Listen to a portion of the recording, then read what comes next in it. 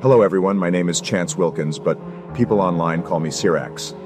If you are reading this post, I am already dead. Alongside being a musician, I run a small bakery business on the side that none of my many loyal online fans know about, because I don't want people flocking to my place of business for autographs, or have the paparazzi disrupt my business. Anyways, it was a normal night.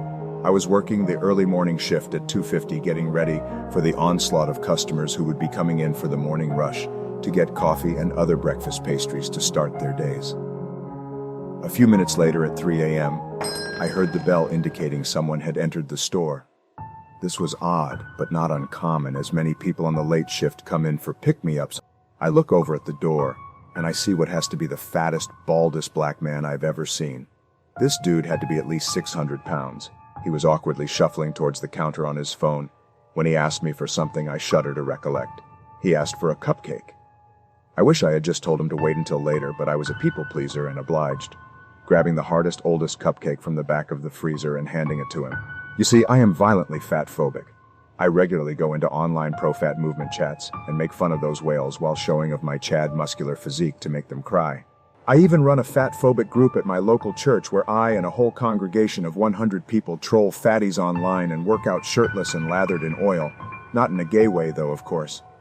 I handed him the worst cupcake we could legally sell for this reason. After he paid, I heard sirens outside the store. He quickly exclaimed, "Oh shit," and ran out the front door.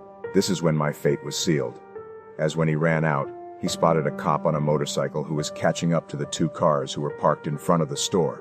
Thinking as quickly as he could on his feet, he chucked the cupcake at the officer on the motorcycle, causing him to be knocked out instantly, as that cupcake was as solid as a brick. The now riderless motorcycle barreled through the two officers standing in front of their cars and collided straight into the pumps at the gas station adjacent to my bakery, blowing up the station and over half my store into smithereens, giving EDP the time to escape.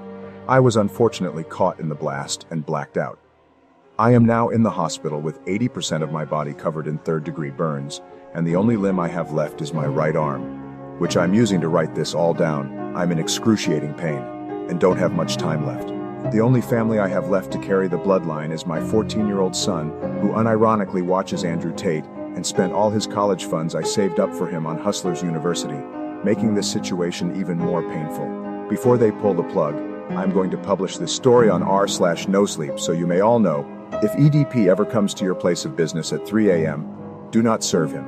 I know as a man who had been making sweets for over a decade, it may be tempting to sell to someone his size, as they easily keep us pastry bakers in business, but he will bring the police to your store and destroy everything you love. This is my final message. Cyrax out. Edit. God is a black woman, and she came to me in my final hour. She told me I am going to hell for being fat-phobic.